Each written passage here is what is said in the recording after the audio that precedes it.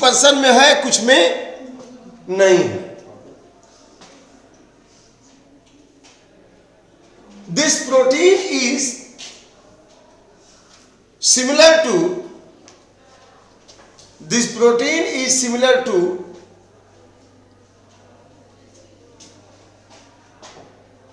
the protein present in RBC of rhesus monkey. This protein is similar to the protein present in rhesus monkey. यह RBC किसका है? Rhesus monkey का। RBC of RHESUS, Rhesus monkey. अब सोच लीजिए, हम लोग बंदरों को दौड़ाते हैं, अब बंदरों से ही दौड़ दौड़ के इंसान बने हैं। बंदर के बाद आदिमानव कपी, और कपी के बाद इंसान। अब आज इंसान डंडा लेके बंदर को दौड़ाता है, मैंने अपने पूर्वजों को ही खदेड़ने में लगे हुए हैं। तो RBC of Rhesus monkey contain factor, this is protein, यह एक प्रकार का एंटीजन है, इनके आरबीसी में है। और यही प्रोटीन कुछ इंसानों में भी है, सब में नहीं। इसमें से किसका किसका पॉजिटिव ब्लड ग्रुप है? हाँ, देखो तो हम सभी उन्हीं की खानदान के हैं, है ना? हाँ, बच गई।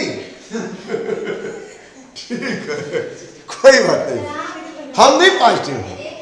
हाँ, मतलब कहने का ये है, क्लियर इसको समझना है। कोई बात नहीं, बंदर तो बंदर कई लाख अरब मिलियंस ऑफ ईयर लग गए ना यहाँ तक जल्दी करने में।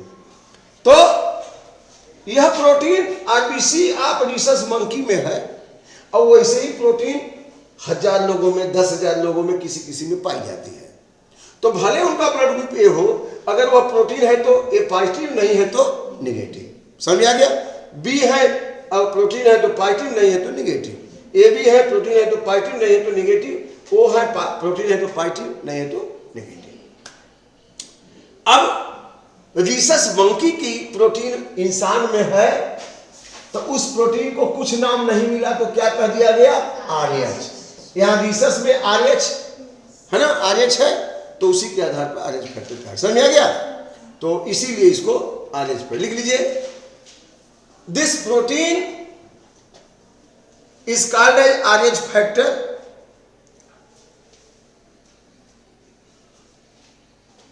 It is also present in some persons RBC. It is also present in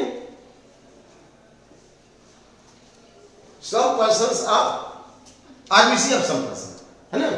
RBC of some person.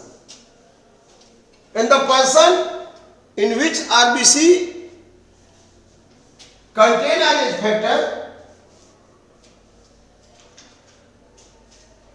their blood group is called as positive, RH positive, RH सकारी।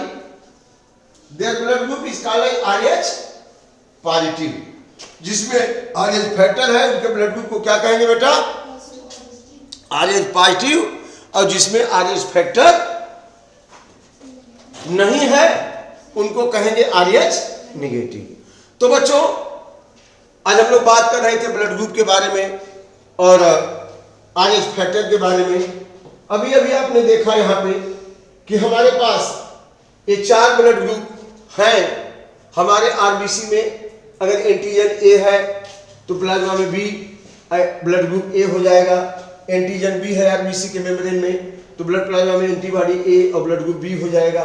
Antigen A B दोनों है अगर आरबीसी में, तो blood group A B हो जाएगा। अगर antigen नील है तो ब्लड ग्रुप 0 हो जाएगा। लेकिन कुछ इंसान ऐसे हैं, इसको अगर आप देखें तो RH फैक्टर भी पाए जाते हैं इस एंटीजन के अलावा। अब इस एंटीजन का इंपॉर्टेंस का एंटीबॉडी का, कि यहाँ पे यह जो है डोनेशन में, यह जो है ब्लड ग्रुप ए को हम ब्लड ग्रुप ए को दे सकते हैं, ब्लड ग्रुप बी को दे सकते हैं, A B blood group A B वाले को दे सकते हैं, ओ ब्लड ग्रुप ओ को दे सकते हैं। लेकिन ब्लड ग्रुप ए हम ए बी को भी दे सकते हैं, ब्लड ग्रुप बी हम ए बी को भी दे सकते हैं, लेकिन ब्लड ग्रुप ओ सबको दे सकते हैं। इसका कारण यह है, आप देखिए इसका कारण एक सिंपल सा है कि यहां पर ब्लड ग्रुप ए है, एंटीजन ए है, तो एंटीबॉडी बी है, तो यहां देने में कोई दिक्कत नहीं है। अगर ब्लड ग्रुप ए वाले का ब्लड हम बी वाले को दे दें तो इनका एंटीजन ए और इनका एंटीबॉडी ए हो जाएगा ना। इनका ब्लड ग्रुप ए है और इनका ब्लड ग्रुप ए, इनका ब्लड ग्रुप बी है। अगर ए का बी को हम देते हैं तो क्या होगा, इनका एंटीजन ए, इनका एंटीबॉडी ए रिएक्शन कर जाएगा। जैसे डाक टिकट होता है ना, डाक टिकट में पीछे ग्लू लगा होता है, तो जब आपको लिफाफे पे चिपकाना होता है थोड़ा सा पानी लगा देते हैं, चिपका देते हैं। अगर पानी नहीं लगाएंगे तो आप कॉपी किताब में कहीं एंटीजन ए और बी में ब्लड प्लाज्मा में ए है, तो ए इनके एंटीजन को रिएक्ट करके इनके आरबीसी को चिपचिपा बना देगा और सारे आरबीसी आपस में क्या करेंगे, सट जाएंगे और ब्लड वहीं पे क्लॉट हो जाएगा, ब्लड वेसल में ही, और उसको बचाना मुश्किल हो जाएगा। इसीलिए ब्लड ग्रुप ए का तो ए को देंगे क्योंकि antigen A, antibody B reaction नहीं करेगा, लेकिन बी को देंगे तो गड़बड़ हो जाएगा, बी का ए को देंगे तब गड़बड़ हो जाएगा। अब ए का ए बी को देंगे तो आएगा तो यहाँ कोई एंटीबॉडी तो है ही नहीं, कोई रिएक्शन नहीं होगा। बी का देंगे ए बी को, कोई एंटीबॉडी नहीं है। अब मान लीजिए ओ को देते हैं तो एंटीजन ही नहीं, तो रिएक्शन कहां से होगा, समझ रहे कि नहीं। तो इस तरह से ये बचा जा सकता है। अब जो है यहां पे हमें देखें आरएच फैक्टर के मामले में, तो आरएच फैक्टर भी वही गड़बड़ी करता है। जैसे ए का बी को दे दिया तो एंटीजन एंटीबॉडी रिएक्शन हो गया, वैसे ही अगर आरएच फैक्टर को देखें तो यह आरएच फैक्टर लिख लीजिए, RH positive blood cannot be given to RH negative person. RH positive blood cannot be given to RH negative person. जैसे मान लीजिए यह व्यक्ति आरएच नेगेटिव लगी है, बस जल्दी से हमारे ही ना, पचवा हमारे ही ना, हाँ तो बढ़िया है, आज तो ब्लड भी पूरा हो जाएगा। तो यहां पे देख लीजिए, ये मान लीजिए यह है आपका ब्लड ग्रुप ए है। चलिए यहां पे क्या है, एंटीजन ए है ना, और यहां पे आरएच फैक्टर नहीं है। तो आरएच फैक्टर नहीं है और एंटीजन ए है, तो ब्लड ग्रुप इनका क्या हो गया, जरा जल्दी से हमको बता दीजिए। तो अब ए निगेटिव हो गया। ए निगेटिव वाले में अब आप डालने जा रहे हैं क्या, आप ए पॉजिटिव वाला ब्लड डालने जा रहे हैं। ए पॉजिटिव कैसे होगा, यहां पे आपने ए ब्लड डाला और इसके अंदर मान लीजिए यहां भी एंटीजन ए है, चलो मान लेते हैं। आप तो जान रहे हैं कि चलो हम एंटीजन ए वाला ही डाल रहे हैं, ब्लड ग्रुप ए ही डाल रहे हैं, लेकिन आपने आरएच फैक्टर नहीं चेक किया। यहां पे आरएच फैक्टर भी आ गया। अब क्या होगा उनके बॉडी में, ये डोनर है, ये डोनर है, यहां जा रहा है, ये रिसिपिएंट है। अब क्या होगा,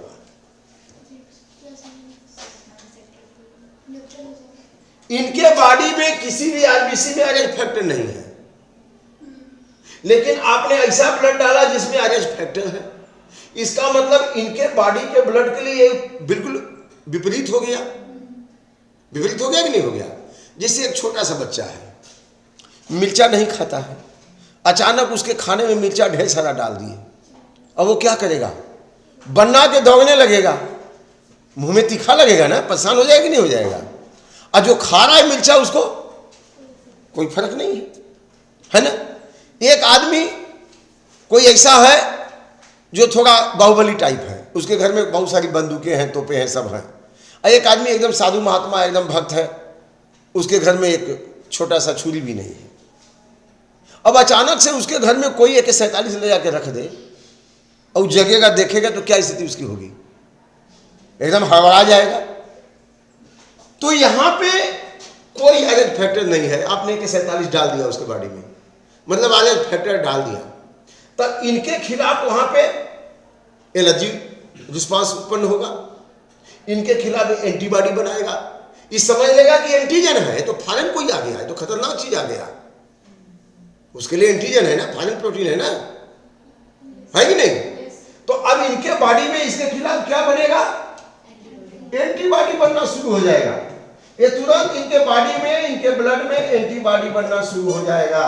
जैसे कोई डिजीज, कोई पैथोजन आता है, बैक्टीरिया आता है, वायरस आता है तो एंटीबॉडी बनता है, वैसे ही ये गया तो उनको क्या पता है आरबीसी डाल रहे हैं, वो तो देख लिए कि ये तो भैया रिस्क फैक्टर है, ये तो हमारे बॉडी का है ही नहीं, ऐसा तो है ही नहीं कुछ हमारे पास। तो अब ये जो है एंटीबॉडी बनना शुरू हो गया। और जैसे ही आरएच एंटीबॉडी, कैसा एंटीबॉडी बनेगा? आरएच एंटीबॉडी, मतलब इस आरएच के खिलाफ एंटीबॉडी बनेगा। अब आरएच एंटीबॉडी जैसे ही बनेगा, अब इनकी मेम्ब्रेन को एकदम चिपचिपा बना देगा। कैसा बना देगा? स्टिकी बना देगा, और सारी आरबीसी क्या करेंगी? चिपक जाएंगी और ब्लड क्लॉट हो जाएगा। तो पेशेंट को बचाने के बजाय और उसको हम खतरे में डाल देंगे। इसीलिए जब ब्लड डोनेशन होता है, ट्रांसफ्यूजन होता है, तो ब्लड को चेक करते हैं कौन सा ब्लड ग्रुप है, इसके बाद आरएच फैक्टर है कि नहीं है। तो आरएच पॉजिटिव का ब्लड आरएच निगेटिव में नहीं डाल सकते, आरएच निगेटिव का ब्लड पॉजिटिव में डालेंगे। अब भाई जो मिर्चा खाता है उसको बिना मिर्चे वाला सब्जी देंगे तभी तो खा लेगा ना, लेकिन जो नहीं खाता है और एकदम से लाल मिर्चे वाली सब्जी दे देंगे, खाना दे देंगे, तो क्या करेगा? बिना खाए हट जाएगा, उसको दिक्कत आएगी।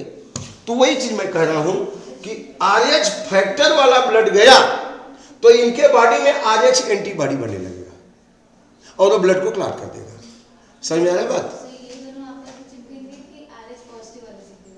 नहीं नहीं नहीं, ये एंटीबॉडी बनेगा ना, तो जितना आपने ब्लड डाला है सबकी आरबीसी चिपचिपी हो जाएगी, इनकी वाली नहीं होगी। लेकिन जब वहां पे चिपचिपी हो जाएगी तो सब क्या करेगा? जाम हो जाएगा ना, ब्लड वेसल जाम हो जाएगी तो ब्लड फ्लो ही नहीं करेगा। अभी रास्ता चल रहे कहीं जाम हो गया तब सब गाड़ियां रुक गई, वहीं पे ब्लड क्लॉट हो जाएगा। ठीक है ना?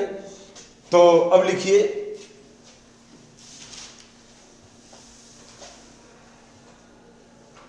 when RH positive blood, RH positive blood is injected into RH negative person, मतलब इसके पास RH फैक्टर नहीं, then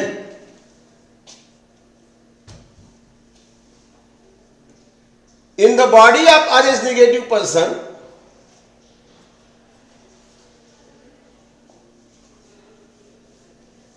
synthesis of RH antibody takes place.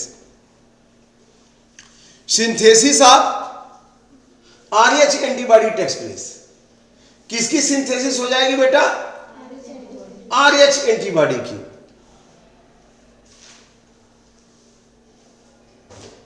Now RH antibody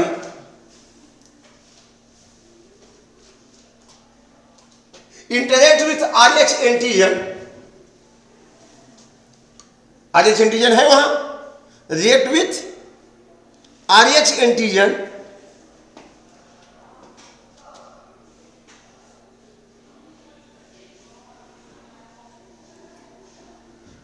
Leeds, और यहां पे जो फीटस जो डेवलप कर रहा है, ये क्या है? नहीं, इसका उपाय है तो इंजेक्शन देना पड़ा आरएच एंटीबॉडी का, तो कोई दिक्कत नहीं, चेंज नहीं होगा, अगली संतान के लिए खतरा नहीं रहेगा, मैंने नेक्स्ट उसके बाद के लिए। अभी मैं बता रहा हूं क्या है यहां पे। अभी जो फीटस है, फीटस क्या हो गया? Foetus RH positive. अगर फीटस भी आरएच निगेटिव तो कोई प्रॉब्लम नहीं है, कोई नहीं दिक्कत है। इसीलिए आजकल अस्पताल में जब जाते हैं, मदर जाती है तो माता का, उस मदर का, पिता का और बच्चे का, दोनों का टेस्ट कर लिया जाता है। अगर ये जन्म लिया बच्चा, इसका पॉजिटिव, मदर का नेगेटिव है, तो इनको उसी समय वो आरएच एंटीबॉडी का इंजेक्शन देते हैं। तो सब ठीक ठाक जन्म ले लिया है तो घर वाले कहते हैं तो झूठे 2500 रुपये लगा रहा है, कोई मतलब ही नहीं है, कोई दिक्कत तो है नहीं, तो काहे इंजेक्शन देना है उनको नहीं समझ में आता है। और वही इंजेक्शन नहीं देंगे तो अगली संतान को भी खतरा करेगा। इंजेक्शन दे दिया तो उसकी अगली संतान को खतरा नहीं करेगा। और अगली संतान को खतरा कब होगा? जब वो भी संतान अगली वाली आ रही है फिर से मदर के उम्र में, और वो भी पॉजिटिव है तब। अगर वो निगेटिव है तो कोई खतरा नहीं। कैसे? देखिए, यहां पे RH पॉजिटिव है और यहां पे RH निगेटिव है। अब यहां जो डेवलपमेंट हो रहा है इनका, उस समय तो कोई प्रॉब्लम नहीं है, लेकिन जब फुली डेवलप्ड हो गया फीटस जन्म के समय, तो मैंने 10 में पढ़ाया था कि फीटल इजेक्शन रिफ्लेक्स होता है। मतलब पार्टिशन के समय यूटेराइन वॉल में रैपिड कंट्रैक्शन रिलैक्सेशन हो। ये तार है, तार को ऐसे करके तोड़ते हैं कि नहीं तोड़ते हैं, तो यहां से टूटेगा, टूट करके तो बच्चे का जन्म होगा। तो जब टूटता है तो दोनों, जैसे मान लीजिए हमने अपनी उंगली फेविक्विक से चिपका लिया, ऐसे है ना, चिपका लिया। अब इसको खींचेंगे तो यहाँ की भी स्किन हट जाएगी, यहाँ की भी ब्लड निकलने लगेगा, नहीं निकलने लगेगा। ऐसा करिएगा मत आप लोग, ऐसा हो जाएगा। चिपक गया है, अब हम जबरदस्ती खींचेंगे तो क्या होगा? स्किन टूटेगी ना। तो वैसे ही यहाँ तो जबरदस्ती ही तोड़ा जाता है ना, रैपिड कंट्रैक्शन रिलैक्सेशन होता है। अब यहाँ से प्लेसेंटा टूट जाता है, अम्बिलिकल कार्ड, तो टूटेगा तो उसी समय इस फीटस का ब्लड लीक करके तुरंत यहाँ आ जाता है। और जब लीक करके आएगा तो यहाँ पे RH फैक्टर माने RH पॉजिटिव वाला भी ब्लड थोड़ा सा क्या हो गया, लीक करके आ गया कि नहीं आ गया? नहीं आ गया, आ गया। अब यह आ गया, जितना आया कहां आ गया? मदर के ब्लड में। अब जब मदर के ब्लड में आया तो मदर के लिए तो भाई निगेटिव है, पॉजिटिव तो है नहीं। अब क्या होगा? अब इनके मदर के ब्लड में क्या बनने लगेगा? यस, यहां पे धीरे धीरे धीरे धीरे RH एंटीबॉडी बनेगा, RH एंटीबॉडी। लेकिन इस मदर को कोई दिक्कत नहीं है, उसको सेहत पे कोई असर नहीं है, उसको कोई प्रॉब्लम नहीं है, उसको कोई दिक्कत नहीं। क्यों? उसको क्या दिक्कत होगा? केवल RH एंटीबॉडी बनेगा, उसको कोई दिक्कत नहीं होगा। लेकिन और ये संतान भी पहला वाला जन्म ले लिया, वो भी ठीक ठाक है, कोई दिक्कत नहीं है। लेकिन अगर साल, 2 साल, 3 साल, 5 साल के बाद दूसरी संतान फिर आती है मदर के उम्र में, और फिर RH पॉजिटिव वाला ही आता है, तो इनका RH पॉजिटिव और यहाँ पे एंटी-RH एंटीबॉडी बना है, तो RH एंटीबॉडी है तो प्रोटीन है तो लीक करके आ जाएगी। आए तो एंटीबॉडी यहाँ आ गया और यहाँ पे RH फैक्टर बैठा हुआ है, तो इस फीटस के ब्लड में RBC को क्या करेगा? स्टिकी बना देगा, और फीटस उम्र में ही डेड कर जाएगा। कभी कभी सुने होंगे गांव देहात में कि डेड किया हुआ शिशु जन्म ले रहा है, erythroblastosis fetalis. Erythroblastosis fetalis means the death of the fetus due to clumping of RBC in the fetus body। क्यों हुआ? इसलिए कि पहला वाला RH पॉजिटिव आ गया था, समझे कि नहीं? लेकिन वही पे अगर इनके माता पिता क्या करते, डॉक्टर क्या करते, पहला वाला जन्म लिया, बच्चे का RH पॉजिटिव था, तो उनको RH एंटीबॉडी, एंटी-RH एंटीबॉडी वैक्सीन, एंटी-RH एंटीबॉडी वैक्सीन अगर ये दे दिए होते तो RH एंटीबॉडी नहीं बनता, नहीं बनता। जब RH एंटीबॉडी नहीं बनता तो कोई प्रॉब्लम नहीं होगी, समझ आई? तो इसमें मदर के सेहत में कोई फर्क नहीं है, फर्क केवल होता है फीटस पे। और फिर जब दे देंगे वो तो मतलब वैक्सीन दे देंगे तो अगली संतान में कोई दिक्कत नहीं होगा। और वो भी पहला वाला पॉजिटिव है, दूसरा निगेटिव है तो कोई दिक्कत नहीं होगा। निगेटिव पॉजिटिव है तब दिक्कत होगा। अगर मदर खुद पॉजिटिव है कोई प्रॉब्लम नहीं है, फादर पॉजिटिव है चाहे निगेटिव, कोई फर्क नहीं। Which cannot produce any antigen, जब ये कोई एंटीजन नहीं बनाएगा तो इसको क्या कहेंगे? या एंटीजन नील हो गया तो इसको I0 कहेंगे। अब देखिए, अगर एंटीजन A है तो किसकी वजह से है? IA की वजह से। एंटीजन B है तो किसकी वजह से है? IB की वजह से। एंटीजन 0 है तो किसकी वजह से है? I0 की वजह से। अब एक एलील आता है फादर से, एक एलील आता है मदर से। 23 क्रोमोसोम फादर से, 23 मदर से।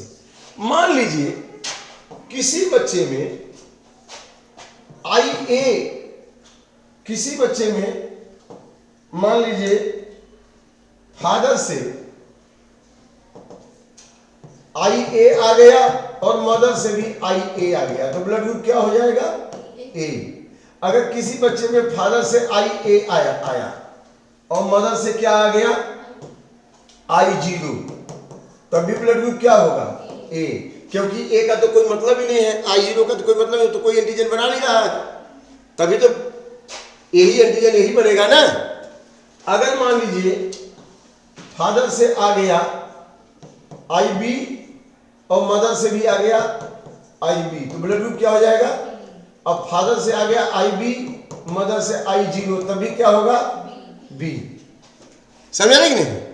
अब मान लीजिए किसी व्यक्ति में फादर से आ गया IA, फादर से आ गया IA और मदर से आ गया IB, तब क्या हो गया? AB। समझ रहा है? अब किसी में फादर से भी I0 आ गया और मदर से भी I0, तब क्या हो जाएगा? अब समझ में आ गया? सही, क्योंकि एंटीजन ये बनेगा। IA I0 है तभी एंटीजन ये बन जाएगा, IB IB है तभी एंटीजन B बनेगा, IB I0 है तभी एंटीजन B बनेगा, I0 I0 है तो एंटीजन कोई एंटीजन नहीं बनेगा, है ना। अब आपने बोला कि निर्धारण कैसे होता है, तो अभी जीन के आधार पर मान लीजिए यहां में इनका ब्लड ग्रुप A है और इनका ब्लड ग्रुप B है, तो यहां A होने का दो कारण हो सकता है। एक तो कंडीशन ये हो कि IA हो और दूसरा कंडीशन ये होगा कि IA I0।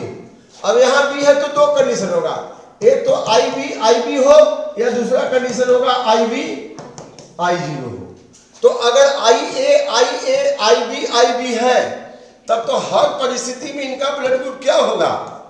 IA यहां क्या होगा? IB। अब यहां इससे मिल जाएगा तो क्या होगा? IB, ये इससे मिला तो IB। अब ये भी ऐसे ही मिल जाएगा, दोनों से मिलेगा तो IB और ये मिला तो IB। तो अगर ये कंडीशन है तो खाली उनके सारे संतानों का AB ही होगा। लेकिन अगर ये वाली कंडीशन आ गई तब, ये वाली कंडीशन आ गई तब क्या होगा? मान लीजिए A के लिए रिस्पांसिबल है IA I0 और B के लिए रिस्पांसिबल है IB I0। अब क्या होगा जरा देखिए, IA I0 IB I0, अब ये इससे मिल गया तो क्या होगा? IA IB, ये इससे मिला तो क्या होगा? IA I0, ये मिला तो क्या होगा? IB I0, ये मिला तो क्या होगा? तो इनके बच्चों में कोई सा भी ब्लड ग्रुप हो सकता है, चारों में से कोई सा भी हो सकता है।